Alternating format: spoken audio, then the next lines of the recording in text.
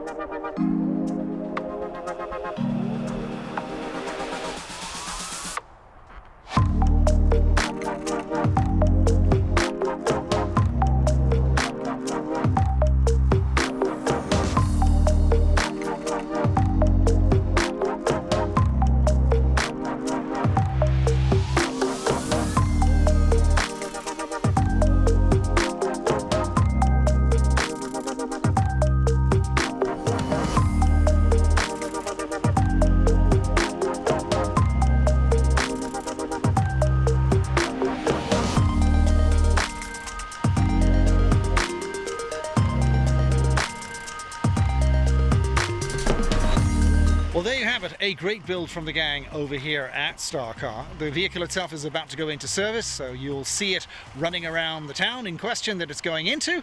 A great shout out to the team, of course, here. Brilliant job. And, of course, a great looking car, too. I'm Stuart. You've been watching SIRENNET Television. Stay safe.